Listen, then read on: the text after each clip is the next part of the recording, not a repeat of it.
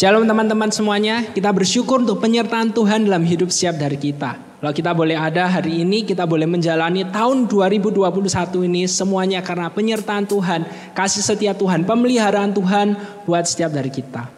Mari sama-sama sebelum kita melanjutkan ibadah kita pagi hari ini, kita mengambil waktu teduh sejenak di hadapan Tuhan.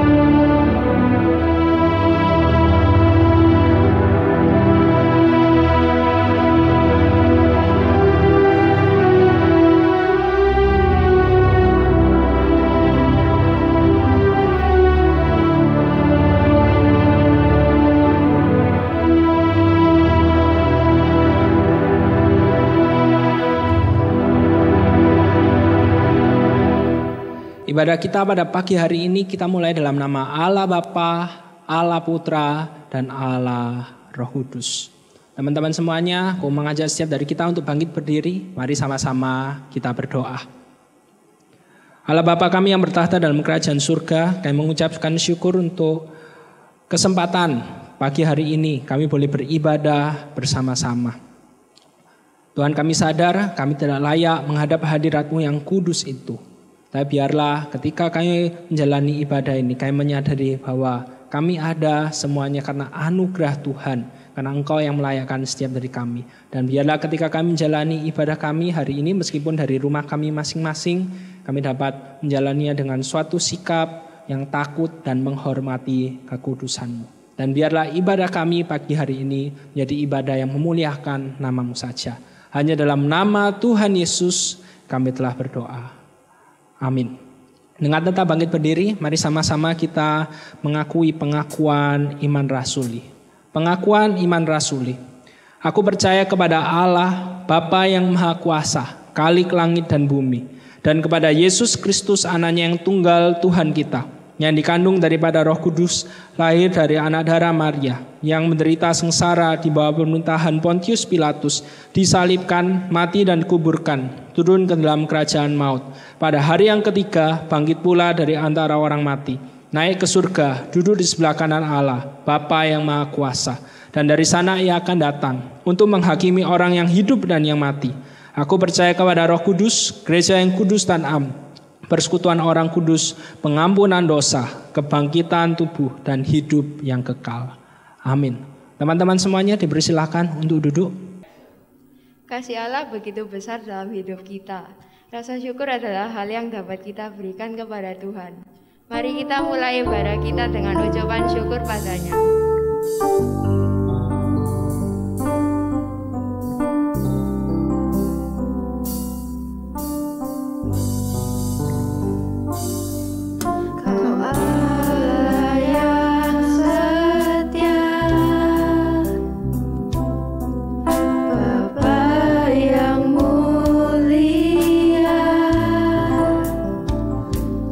Kasih-Mu besar Tuhan.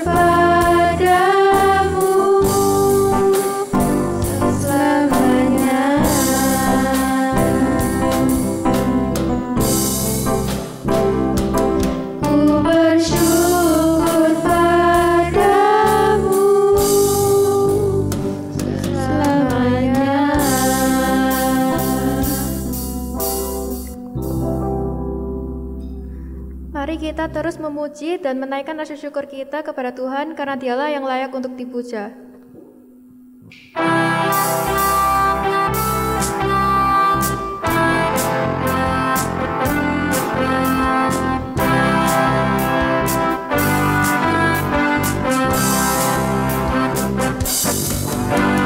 Segala puji syukur hanya bagi-Mu Tuhan. Engkaulah yang layak dipuja. Kami mau bersorak tinggikan nama-Mu. Haleluya.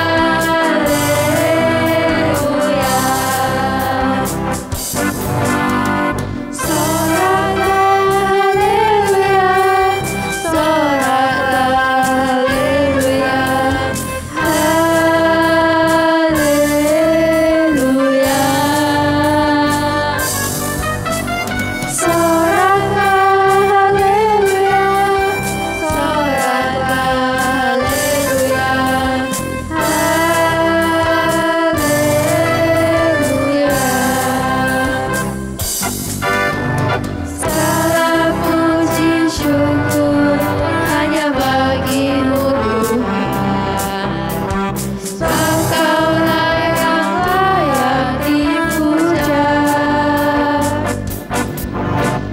Kami mau bersorak tinggikan nama-Mu.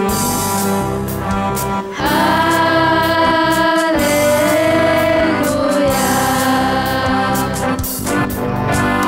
Soraklah haleluya, soraklah haleluya, haleluya.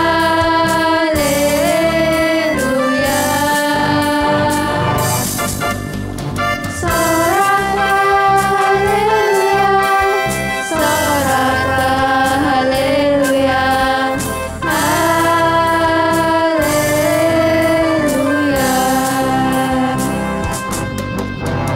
haleluya. Soraklah haleluya, soraklah haleluya, haleluya. Soraklah haleluya, soraklah haleluya,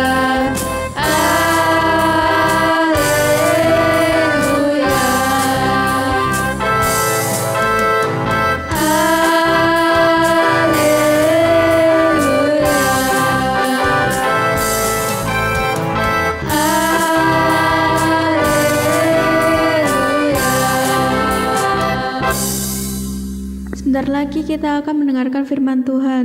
Biarlah firman Tuhan ini dapat mengingatkan kita pada betapa besarnya kasih Allah bagi kita.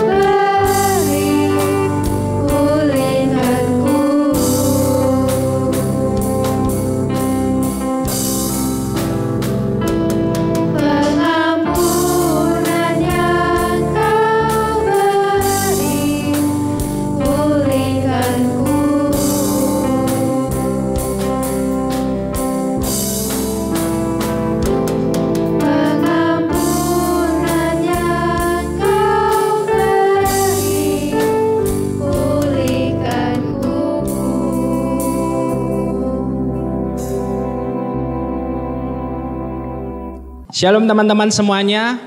Sebelum kita mendengarkan kebenaran firman Tuhan, mari sama-sama kita berdoa terlebih dahulu. Mari kita berdoa.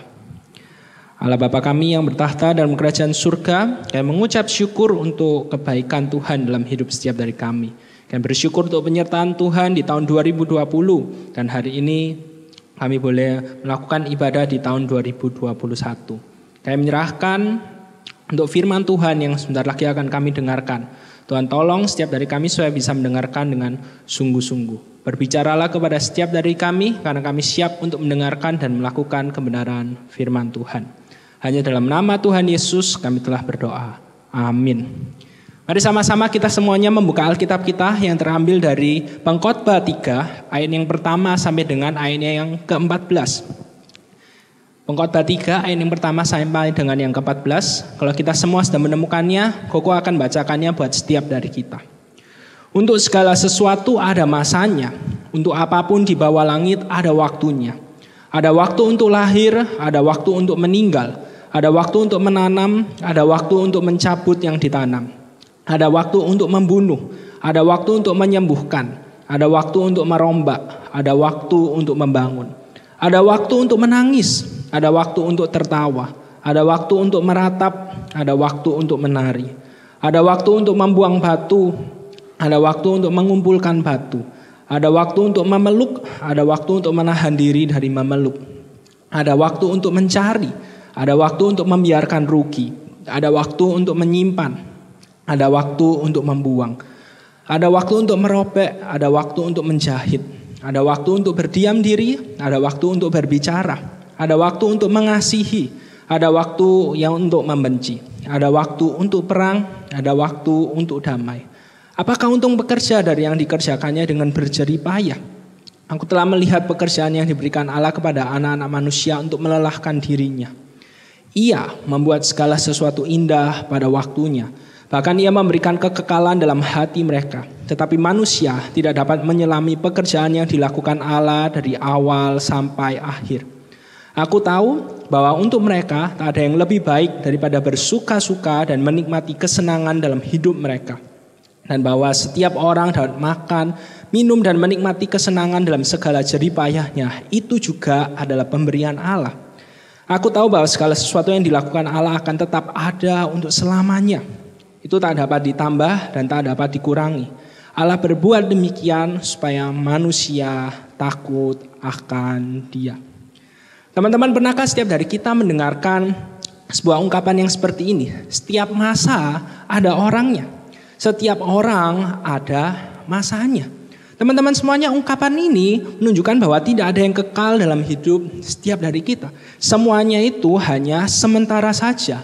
Ada waktunya untuk setiap hal yang kita alami dalam hidup ini. Tidak selama-lamanya seseorang menjadi bayi.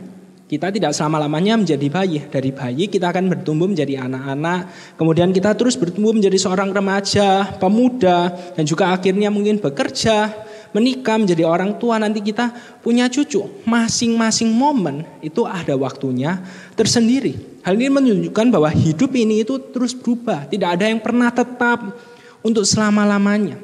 Maka dari itu ketika kita bertemu dengan seseorang kemudian kita harus berpisah. Banyak sekali hal-hal yang terjadi seperti itu. Ada orang-orang yang mengatakan demikian. Di setiap perjumpaan itu pasti akan ada perpisahan. Ungkapan ini menunjukkan dengan sangat jelas bahwa masing-masing momen itu terjadi dalam hidup kita ada waktunya sendiri-sendiri. Ada waktunya bagi orang yang akan kita jumpai sekarang ini, itu nanti kita akan berpisah. Entah untuk sementara saja, nanti kita ketemu lagi, atau berpisah untuk selama-lamanya. Nah, beberapa waktu yang lalu, keluarga besar dari papanya Koko itu ada yang meninggal. Jadi ceritanya ia itu akan mengadakan pesta perkawinan anaknya yang pertama. Nah, 2 hari sebelum pernikahan itu istri dan anaknya yang paling bungsu itu dinyatakan positif COVID-19. Jadi akhirnya yang datang ke pesta pernikahan itu ya cuma papanya aja dari keluarga yang menikah itu. Selang 2 hari selesai pernikahan itu, papanya itu sesak nafas kemudian masuk ke UGD. Selang 1-2 hari sudah berangkat ke rumah Bapa yang ada di surga. Teman-teman semuanya tidak ada yang menyangka bahwa hal ini akan terjadi dengan begitu cepat. Bahkan anak-anaknya, istrinya juga tidak ada yang menyangka bahwa hal tersebut akan terjadi. Tapi sekali lagi inilah kehidupan. Banyak hal yang terjadi silih berganti dalam hidup setiap dari kita. Dan mungkin hal tersebut adalah hal yang kita inginkan. Adalah hal yang kita harapkan. Tapi tidak jarang juga yang terjadi dalam hidup kita itu adalah hal-hal yang tidak kita harapkan. Yang tidak kita inginkan untuk terjadi. Tetap saja terjadi dan menimpa hidup setiap dari kita. Dulu waktu Koko masih sekolah teologi, ada kakak tingkatnya Koko yang selalu bilang seperti ini. Ingat, kalau misalnya kamu sedih, jangan terlalu sedih. Karena tidak selama-lamanya kamu akan sedih. Tetapi sebaliknya, kalau kamu itu lagi senang, jangan terlalu berlebihan juga senangnya. Karena apa? Karena tidak selama-lamanya kamu akan senang. Semuanya itu ada waktunya. Dan hal ini juga yang diingatkan oleh kitab Pengkhotbah kepada setiap dari kita pada pagi hari ini. Dalam Pengkhotbah 3, ayat yang pertama sampai ke-14, firman Tuhan mengatakan bahwa segala sesuatu itu ada waktunya. Teman-teman, kalau misalnya kita melihat kitab Pengkhotbah, itu secara umum mengingatkan setiap dari kita akan realita kehidupan manusia di dunia ini. Ketika kita membaca kitab ini, kita akan dibuat memikirkan, apakah kita sudah benar-benar menghidupi suatu kehidupan yang bermakna dalam hidup setiap dari kita? Atau sebenarnya kita tidak tahu, aku ngapain sih ada di dunia ini? Apakah aku sedang menghidupi suatu kehidupan yang sia-sia? Kitab Pengkhotbah selalu mengingatkan setiap dari kita, hati-hati. Kalau kita tidak menghidupi suatu kehidupan yang bermakna, maka kita sedang menghidupi suatu kehidupan yang sia-sia. Nah, khususnya pagi hari ini kita akan belajar dari kitab Pengkhotbah 3 ayat yang pertama sampai ke-14. Di ayat yang pertama, Pengkhotbah 3 ayat yang pertama di sana dikatakan, untuk segala sesuatu ada masanya. Untuk apapun di bawah langit ada waktunya. Kalau misalnya kita lihat terjemahan The Living Bible, terjemahan bahasa Inggris, di sana dikatakan there is a right time for everything. Ayat ini adalah suatu awalan yang sangat pendek tetapi sangat menggambarkan realita kehidupan manusia. Apa yang digambarkan oleh penulis kitab Pengkhotbah ini seharusnya membuat setiap dari kita ketika kita hidup di dunia ini, kita sadar sama diri kita sendiri. Kita tidak boleh sombong karena semuanya itu ada masa dan ada waktunya. Seperti ungkapan yang satu ini. Hidup itu ibarat roda yang terus berputar, kadang di atas dan kadang di bawah. Kita perlu mengingat tidak selama-lamanya kita berada di atas, tapi tidak selama-lamanya kita juga berada di bawah. Hidup ini terus berputar dan berjalan. Nah, ketika kita menyadari hal ini, ketika manusia menyadari bahwa hidup ini itu terus berputar dan terus berubah, inilah yang ditakutkan oleh manusia. Karena ketika seseorang menyadari bahwa tidak ada yang pasti, bahwa segala sesuatunya itu terus berubah, maka mereka akan pasti ketakutan. Karena mereka menghadapi yang namanya ketidakpastian di dalam hidup mereka. Semuanya terus berubah. Dan kita perlu sadar bahwa hal yang paling ditakuti oleh manusia setiap dari kita itu adalah ketidakpastian dalam hidup setiap dari kita. Kita melihat bagaimana semua hal begitu cepat berubahnya di dalam hidup ini. Tidak ada yang tahu apa yang akan terjadi di masa depan. Maka dari itu kenapa kok banyak orang yang takut menghadapi masa depan? Karena masa depan dipenuhi dengan ketidakpastian. Dan hal ini dapat kita lihat dari kehidupan kita ketika kita masih bayi. Kenapa kalau misalnya kita lihat seorang bayi ditinggalkan oleh orang tuanya, oleh papa mamanya, ditinggalkan oleh orang-orang yang ia kasihi, bayi tersebut pasti akan menangis. Kenapa? Karena di titik itu dia langsung menghadapi yang namanya ketidakpastian. Yang sebelumnya dia merasa pasti, merasa aman, keamanannya itu terancam. Keamanannya itu menjadi tidak pasti. Maka dari itu kenapa seorang bayi itu menangis ketika ditinggalkan oleh papanya, oleh mamanya. Dia tetap selalu mau berada di sisi dekat dengan orang-orang yang mengasihi, yang sayang sama dia.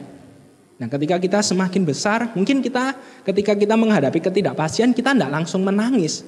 Kita akan selalu berusaha supaya kita ini itu mau yang mendapatkan yang pasti-pasti aja. Itu sisi yang sebaliknya. Kalau bayi mendapatkan ketidakpastian langsung menangis. Tapi kita sudah memiliki kemampuan. Dan ketika kita tahu di depan ada ketidakpastian, yang kita lakukan, kita akan berusaha untuk melakukan hal yang lainnya supaya kita mendapatkan apa yang pasti-pasti aja. Pernah enggak sih kita mendengarkan ungkapan seperti ini? Belajar yang rajin, biar masa depanmu itu cerah.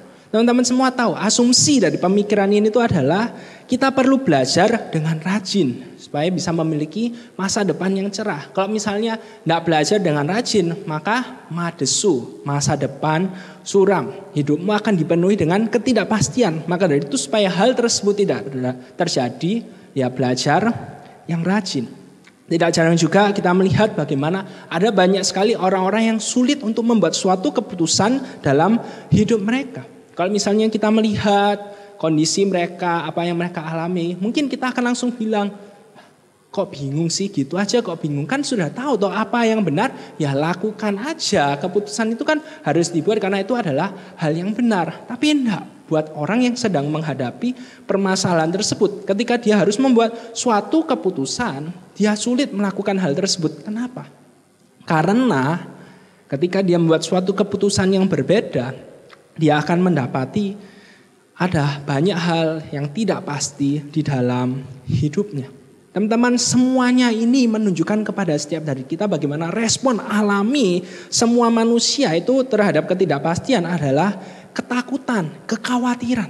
Nah, hari ini kita akan sama-sama belajar. Kita hidup di dunia ini sebagai seorang anak Tuhan. Kita memasuki tahun 2021 yang dipenuhi dengan ketidakpastian. Tetapi bagaimana respon kita sebagai seorang anak Tuhan ketika kita menghadapi yang namanya ketidakpastian itu dalam hidup setiap dari kita.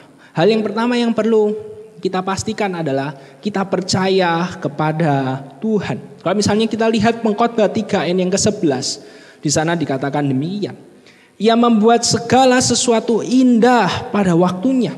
Walaupun Allah telah menanamkan kekekalan dalam hati manusia, namun mereka tidak dapat melihat keseluruhan pekerjaan Allah dari awal sampai akhir. Teman-teman, kita perlu percaya kepada Tuhan ketika kita menghadapi ketidakpastian, karena kita tahu bahwa segala sesuatunya itu akan indah pada waktunya berdasarkan perspektifnya Allah. Kita perlu menyadari sebagai manusia, kenapa kok kita ini itu akan mengalami kekhawatiran, kita akan mengalami ketakutan. Karena ketika kita menghadapi semuanya itu, ketika kita menghadapi hal-hal yang tidak sesuai dengan keinginan dan harapan setiap dari kita, itu menunjukkan kita ini tuh lemah. Ketika hal-hal tersebut terjadi, kemudian kita sadar, iya ya, aku ini adalah manusia yang terbatas, aku tidak bisa mengontrol segala sesuatu yang terjadi di dalam hidupku. Dan di titik itu kita menjadi takut. Di titik itu kita menjadi khawatir. Tapi berbeda dengan Allah yang kita sembah di dalam Yesus Kristus. Ia adalah Allah yang berdaulat, yang maha kuasa dan juga maha tahu. Apapun yang terjadi dalam hidup setiap dari kita, semuanya itu berada dalam kontrol dan kendalinya. Ayat yang ke-11 dimulai dengan kalimat, ia membuat segala sesuatu indah pada waktunya. Hal ini sangat kebalikan dengan setiap dari kita. Kalau kita pengennya indahnya itu ya sekarang, apa yang bisa kita lihat harus indah menurut pandangannya kita. Tetapi enggak, di hadapan Allah segala sesuatu terjadi, kita mungkin tidak mengerti kenapa hal tersebut terjadi seperti yang dikatakan di ayat yang ke-11. Tetapi ayat yang ke-11 mengatakan segala sesuatu itu akan indah pada waktunya. Karena kita memiliki Allah yang berdaulat, Allah yang mengontrol kehidupan setiap dari kita. Teman-teman semuanya, tidak ada yang mengharapkan tahun 2020 yang sudah kita lewati, kita sudah memasuki tahun 2021, itu akan dipenuhi dengan berita pandemi COVID-19 yang tidak berakhir-akhir. Mungkin di awal pandemi banyak yang berpikir, oh segera kok, kalau misalnya kita taat, akhir tahun kita pasti pandemi ini itu sudah berlalu. Tetapi sekarang setelah 1 tahun berlewat, tidak ada yang berpikir demikian lagi. Sudah banyak sekali orang-orang yang berubah cara berpikirnya, cara hidupnya ketika menghadapi pandemi yang terus mereka hadapi dalam kehidupan mereka. Dan ketika kita melihat hal ini, tidak ada yang tahu apa yang akan terjadi dalam hidup setiap dari kita. Tidak ada yang pasti. Tapi kita percaya, karena kita memiliki Allah, semuanya itu tetap berada dalam kendali Allah kita. Sebagai manusia kita perlu menyadari bahwa kita itu cuma bisa melihat apa yang ada sekarang ini. Kita cuma bisa melihat apa yang terjadi sekarang ini sama apa yang sudah terjadi. Tapi kita tidak bisa melihat apa yang akan terjadi. Tapi Allah itu tahu apa yang sudah terjadi, apa yang sedang terjadi, dan apa yang akan terjadi. Maka dari itu ketika kita mengalami kejadian-kejadian yang tidak menyenangkan, percaya kepada Allah. Karena Allah tahu yang terbaik buat setiap dari kita. Pernahkah setiap dari kita, masih ingatkah setiap dari kita dengan cerita Yusuf?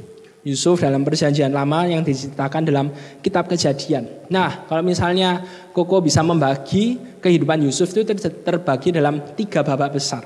Babak yang pertama yaitu bagaimana dia menjadi anak emas dalam keluarganya. Kemudian babak yang kedua bagaimana ia menjadi budak di Mesir. Dan yang ketiga bagaimana ia akhirnya menjadi penguasa orang yang kedua di Mesir. Nah, kalau misalnya kita lihat kehidupannya Yusuf ini ya, Koko yakin dan percaya setiap dari kita tidak mau mengalami fase yang kedua. Aduh, ngapain sih kok harus jadi budak di Mesir terlebih dahulu. Apalagi kalau misalnya kita melihat catatan Alkitab, Yusuf itu ketika ia dijual, dia itu berumur 17 tahun. Dan ketika dia menjadi penguasa di Mesir, umurnya itu 30 tahun. Jadi dia menjadi budak di Mesir itu selama 13 tahun.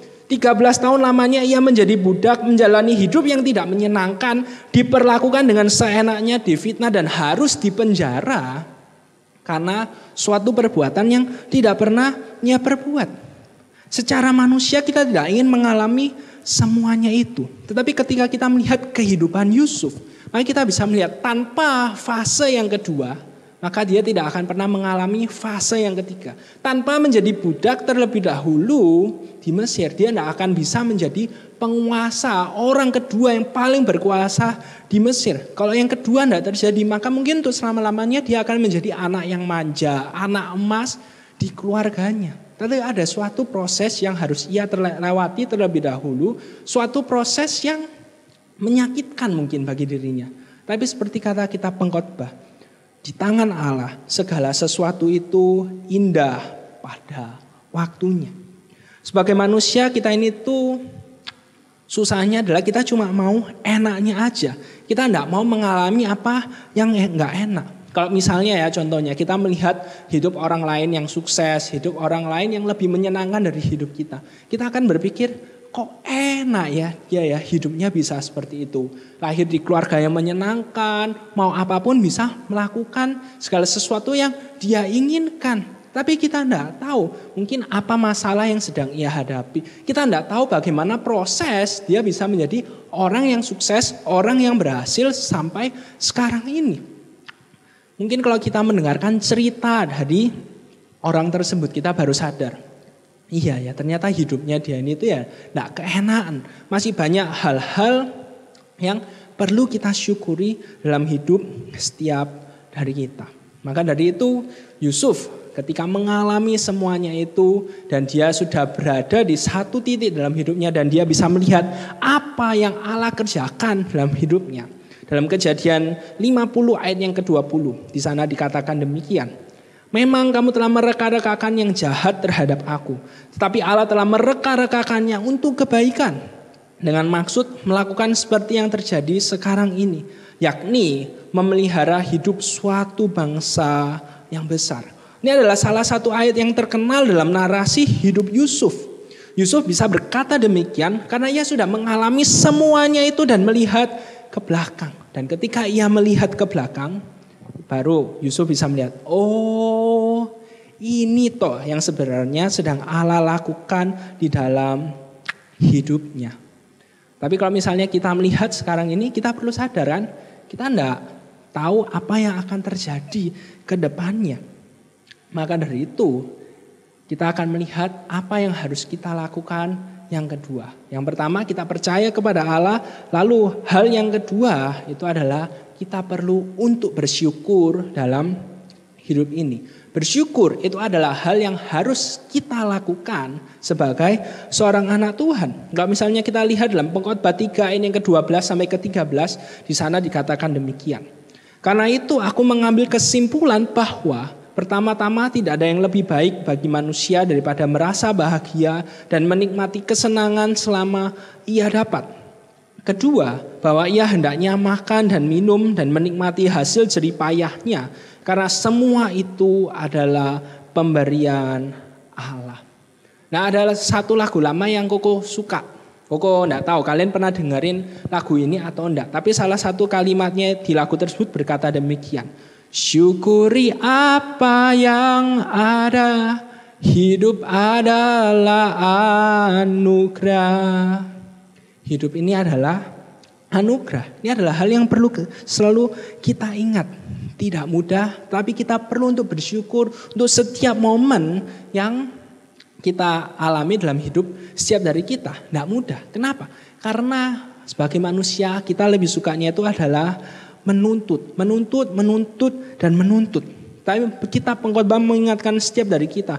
Meskipun hidup ini itu ada banyak sekali perubahan, dipenuhi dengan ketidakpastian. Tapi karena kita memiliki Allah yang berdaulat, Allah yang mengontrol kehidupan setiap dari kita. Maka setelah kita percaya kepada Tuhan, hal yang kedua adalah kita perlu bersyukur. Karena bersyukur itu adalah salah satu tanda bahwa kita percaya kepada Tuhan. Bahwa apa yang kita alami sekarang ini merupakan hal yang terbaik yang sedang Allah berikan kepada setiap dari kita. Seperti Yusuf, kita perlu belajar. Kita sadar bahwa apa yang kita jalani sekarang ini tuh bukannya terjadi tanpa tujuan sama sekali. Ada tujuan. Kenapa kok kita mengalami semuanya ini? Allah sedang membentuk setiap dari kita, menyiapkan kita untuk suatu hal yang lebih besar yang sedang Allah siapkan buat setiap dari kita ke depannya. Maka dari itu, supaya kita bisa selalu bersyukur, hal yang paling gampang adalah kita perlu belajar untuk tidak tanya kenapa. Seringkali kan kalau kita mengalami hal yang tidak menyenangkan, kita tanyanya, aduh kenapa sih kok aku harus mengalami semuanya ini? Kita perlu mengganti pertanyaan kenapa itu menjadi apa. Kita tidak tanya, Tuhan kenapa kok aku harus mengalami semuanya ini. Tapi kita bertanya, Tuhan apa sih yang Engkau inginkan aku pelajari dari setiap kejadian-kejadian yang aku alami sekarang ini. Teman-teman, ketika kita bertanya kenapa, maka tendensinya adalah kita akan mudah sekali untuk mengeluh. Kita bertanya kenapa, karena kita tidak terima. Kita merasa sebenarnya aku bisa mendapatkan apa yang lebih baik lagi dari apa yang aku alami sekarang ini. Tetapi kenapa kok aku tidak mengalami apa yang aku harapkan? Tapi ketika kita tanya apa, Tuhan apa sih yang Kau inginkan aku pelajari? Itu menjadi berbeda. Kita belajar untuk menerima apa yang kita alami sekarang ini. Dan kita percaya bahwa Allah itu sedang mengerjakan yang terbaik buat setiap dari kita. Kalau misalnya kita melihat dalam Roma 8 ayat yang ke-28, di sana dikatakan demikian. Kita tahu sekarang bahwa Allah turut bekerja dalam segala sesuatu untuk mendatangkan kebaikan bagi mereka yang mengasihi Dia, yaitu bagi mereka yang terpanggil sesuai dengan rencana Allah. Nah, ketika Koko baca ayat ini, Koko punya suatu pengalaman dalam hidupnya Koko. Jadi ketika Koko lulus SD itu Koko sekolah di Petra. Koko nggak tahu masih ada nggak ya yang sekolah di Petra? Oh ada, Ian kan sekolah di Petra ya. Nah, Koko ini tuh SD sekolah di Petra, kemudian SMP Koko pindah ke Pelangi Kristus. Koko memutuskan untuk pindah ke Pelangi Kristus. Jadi SMP, SMA Koko sekolah di Pelangi Kristus. Nah ketika Koko sekolah di Pelangi Kristus ada banyak sekali orang-orang yang di sekelilingnya Koko, di kehidupannya Koko, dalam keluarganya Koko yang merasa kesalahan ini pindah ke Pelangi Kristus ini itu. Sekolahnya kecil, jadi akhirnya waktu SMP tidak bisa mengadakan ujian nasional sendiri. Harus merger sama sekolah lain. Kemudian waktu SMA nggak bisa ngadain, nggak ada sekolah yang mau merger, jadi akhirnya Koko harus ambil paket C. Tapi Koko bisa melihat, kalau sekarang Koko melihat bukan suatu kesalahan sekolah di Pelangi Kristus. Kenapa? Nah, paling enggak ada dua alasan. Alasan yang pertama adalah ketika Koko masuk ke saat, Koko menyadari, oh ternyata waktu Koko sekolah di Pelangi Kristus ini tuh ada suatu hal yang Tuhan kerjakan, Tuhan persiapkan Koko. Yang pertama, itu Koko jadi bisa bahasa Inggris. Koko fasih sekali bahasa Inggris karena di Pelangi Kristus buku bacaannya itu bahasa Inggris. Jadi ketika masuk ke saat banyak buku teologi yang bahasa Inggris, Koko bisa baca itu dengan nyaman dan Koko bisa mengikuti perkuliahan yang pakai bahasa Inggris. Banyak sekali teman-temannya Koko yang masuk saat dari SMA kemudian langsung masuk ke saat. Itu kesulitan sekali ketika harus baca buku bahasa Inggris. Tetapi Koko enggak. Jadi mengerjakan paper, mengerjakan tugas-tugas itu sangat terbantu sekali. Lalu yang kedua, waktu Koko di Pelangi Kristus itu setiap murid diajarkan untuk membuat goal tersendiri. Jadi hari ini kamu mau mengerjain apa? Besok kamu mau ngerjain apa? Ya, yang kamu buat itu kamu tanggung jawab, kamu harus menyelesaikan itu. Jadi ketika Koko masuk saat, Koko enggak kaget. Banyak teman-temannya Koko yang kaget. Wih, habis tugas ini harus nyelesain tugas ini harus nyelesain tugas ini. Ada banyak sekali tugas-tugas yang mereka akhirnya harus ngerjainnya itu SKS, sistem kebut semalam. Tidak sedikit yang seperti itu. Tapi Koko karena sudah terbiasa untuk buat goal. Oke, hari ini Koko ngerjain ini, hari besoknya Koko ngerjain ini. Jadi semuanya Koko bisa lalui dengan baik. Lalu yang kedua adalah ketika Koko pelayanan di Bali. Nah, di Bali itu ada ibadah bahasa Inggris. Nah, Tuhan sudah mempersiapkan Koko selama di Pelangi Kristus, selama di saat. Jadi akhirnya Koko mendapatkan kepercayaan untuk bisa menjadi penerjemah. Nah, ketika Koko melihat sekarang ini, Koko baru bisa melihat, memang ada yang sedang Tuhan kerjakan. Seperti yang dikatakan dalam Roma 8 ayat yang ke-28. Bahwa Allah turut bekerja dalam segala sesuatu untuk mendatangkan kebaikan buat setiap dari kita. Anak-anaknya yang mengasihi Allah. Buat setiap dari kita yang terpanggil sesuai dengan rencana Allah. Dan ketika Koko menyadari hal ini, maka dari itu Koko akan terus bersyukur. Koko belajar untuk selalu bersyukur. Meskipun Koko mengalami hal yang tidak menyenangkan, Koko selalu berkata sama dirinya Koko sendiri, ada rencana yang sedang Allah kerjakan dalam hidupnya Koko. Dan ini juga yang Koko inginkan untuk setiap dari kita lakukan dalam hidup setiap dari kita. Apapun yang kita alami, apapun yang terjadi dalam hidup setiap dari kita, entah itu yang menyenangkan atau yang tidak menyenangkan, syukuri. Belajar untuk selalu bersyukur. Karena ada hal yang sedang Allah kerjakan dalam hidup setiap dari kita. Pertanyaannya sekarang adalah, maukah setiap dari kita itu berjalan sesuai dengan ritmenya Allah dan bukan ritmenya kita sendiri. Seringkali kita itu tidak bisa bersyukur karena kita maunya A. Pokoknya harus A yang terjadi. Tapi Tuhan kasihnya yang B. Nah, tapi ketika kita melihat Tuhan ini tuh berkuasa, Tuhan itu berdaulat. Ketika Tuhan kasihnya B, ya sudah syukuri. Karena Allah sedang mengerjakan suatu hal yang mungkin sekarang kita tidak bisa mengerti. Tapi percaya sama aku, nanti ketika kalian bisa lihat semuanya, kalian pasti akan berkata, oh dulu itu tuh terjadi ini tuh karena ini toh. Karena sekarang ini nanti, percaya Tuhan sedang mengerjakan yang terbaik buat setiap dari kita. Lalu yang ketiga, yang terakhir, yang perlu kita lakukan ketika kita memiliki Allah yang berdaulat dalam hidup setiap dari kita adalah kita perlu hidup takut akan Allah. Pengkhotbah 3 ayat yang ke-14 berkata demikian.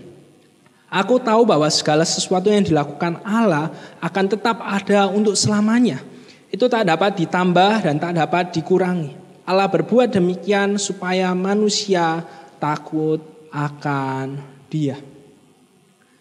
Ayat yang ke-14 pengkhotbah mengingatkan setiap dari kita, apa yang Allah rencanakan itu pasti akan terjadi. Maka dari itu yang perlu kita lakukan adalah kita hidup takut akan Allah. Nah, dalam firman Tuhan dalam Alkitab ada dua jenis takut. Jenis takut yang pertama itu adalah takut karena hukuman yang akan diterima. Tapi jenis takut yang kedua adalah takut karena rasa hormat. Dan apa yang dijelaskan dalam kitab Pengkhotbah ayat yang ke-3, pasalnya yang ketiga ayat yang ke-14 ini adalah jenis takut yang kedua, yaitu takut karena rasa hormat. Ketika kita menyadari bahwa Allah itu memegang kendali hidup setiap dari kita. Apa yang Ia rencanakan tidak akan pernah gagal. Maka kita pengkhotbah mengatakan respon yang benar setiap dari kita adalah kita hidup hormat kepadanya. Kita tidak hidup sesuka hati kita, tapi kita mau hidup sesuai dengan apa yang diingini oleh Allah.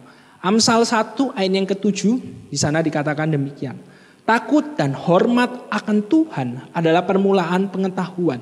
Tetapi orang-orang bodoh itu benci akan kebijaksanaan dan didikan. Kitab Amsal mengatakan sangat jelas sekali. Kalau kita mau mengerti apa yang menjadi kehendak Tuhan, apa yang menjadi rencana Tuhan dalam hidup setiap dari kita, maka sikap hidup kita itu seharusnya adalah takut dan menghormati Tuhan. Kita perlu sadar bahwa kita itu tidak menjalani kehidupan yang kita miliki. Hidup ini tuh bukan milik kita sendiri, tapi miliknya Allah. Maka dari itu kita harus menghidupi suatu kehidupan yang sesuai dengan keinginan dari pemilik hidup kita, yaitu Allah itu sendiri. Dan kita perlu mengingat supaya kita itu bisa mengerti rencana Allah dalam hidup setiap dari kita.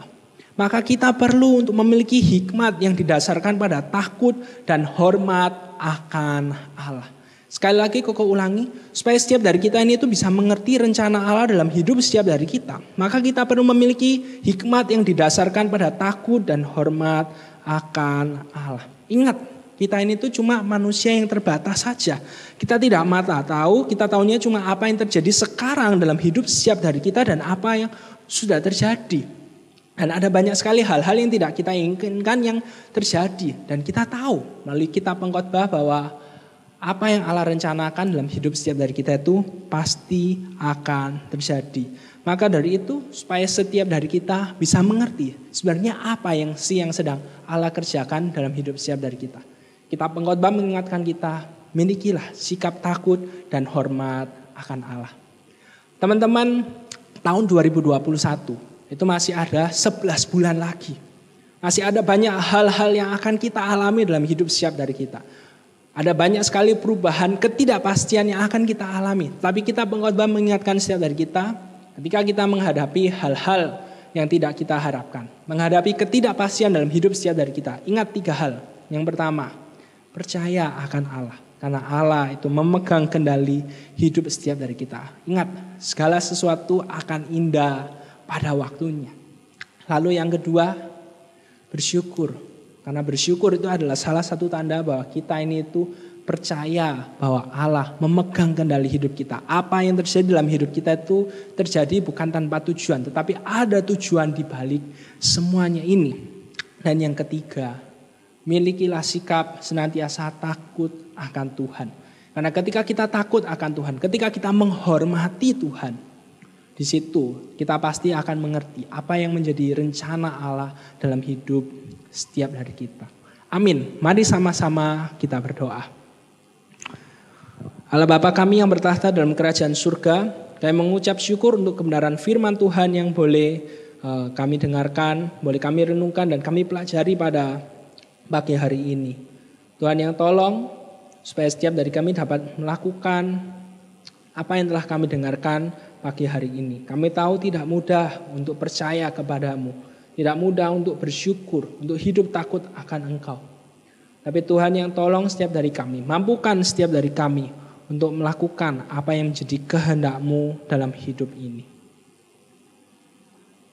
Tuhan yang bantu setiap dari kami, supaya apa yang telah kami dengarkan, ini dapat kami lakukan senantiasa, kami praktekkan dan bukan hanya kami dengarkan saja pada hari Minggu ini. Hanya dalam nama Tuhan Yesus kami telah berdoa. Amin. Marilah kita memberikan persembahan dan mengucap syukur atas kebaikan Tuhan.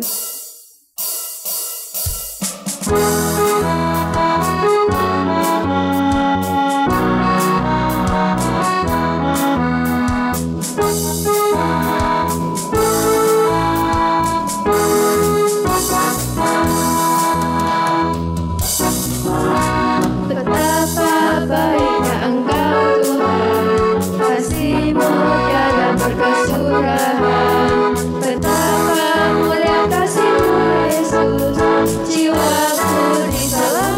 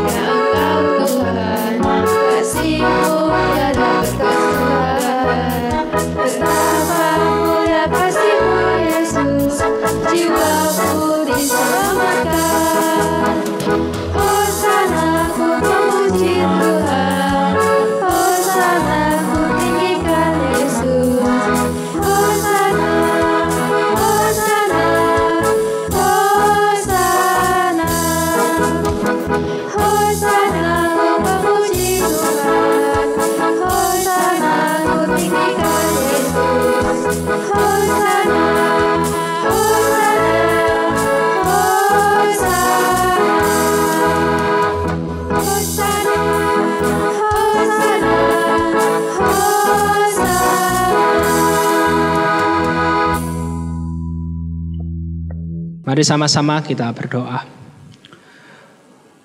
Tuhan, kami bersyukur jika pada pagi hari ini kami boleh memberikan persembahan yang jauh dari sempurna. Kami bersyukur jika kami masih boleh mengucapkan syukur melalui persembahan yang kami berikan pada pagi hari ini. Tuhan yang tolong berkati, dan Tuhan juga tolong agar setiap orang yang mengelolanya dapat memakainya untuk memperluas pekerjaan tangan Tuhan melalui gereja-Mu di tempat ini. Hanya dalam nama Tuhan Yesus kami telah berdoa. Jangan lupa juga kami juga mau berdoa menyerahkan tahun 2021 ke depan yang akan kami jalani bersama-sama. Tuhan, kami tidak tahu apa yang akan terjadi, tapi kami mau belajar untuk terus taat kepadamu, bersandar kepadamu saja. Kami mau menyerahkan juga untuk virus COVID-19 yang kami tidak tahu akan berakhir kapan. Kami mau berdoa untuk vaksin, proses pengerjaan vaksin dan juga distribusi ke masyarakat di Indonesia khususnya. Tuhan yang tolong jika Engkau berkenan supaya vaksin yang telah ditemukan ini dapat menjadi jawaban terhadap permasalahan virus COVID-19 ini. Inilah doa-doa setiap dari kami. Tuhan yang tolong jawab setiap doa kami, dan kami percaya Engkau mendengarkan dan akan menjawabnya tepat pada waktunya. Hanya dalam nama Tuhan Yesus kami telah berdoa. Amin. Teman-teman semua, Koko mengajak setiap dari kita untuk bangkit berdiri. Kita akan mengakhiri ibadah kita pada pagi hari ini. Kita akan menyanyikan lagu Doksologi.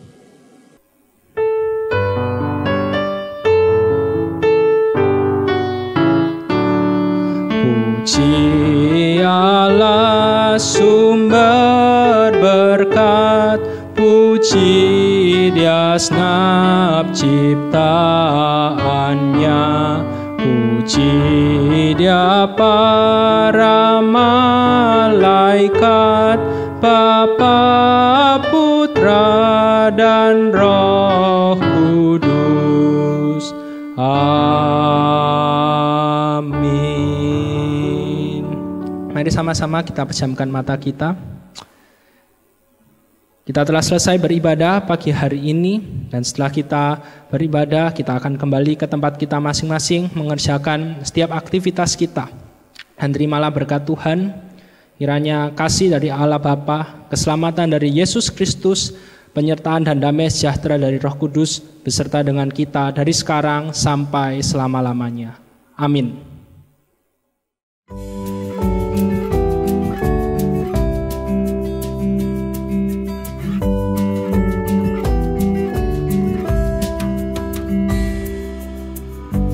Tuhanlah kekuatan dan mazmurku, Dia gunung batu dan keselamatanku.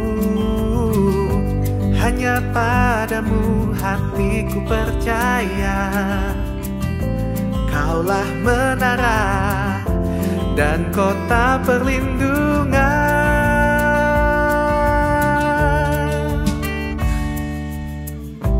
Ku mau selalu bersyukur sebab cintamu padaku takkan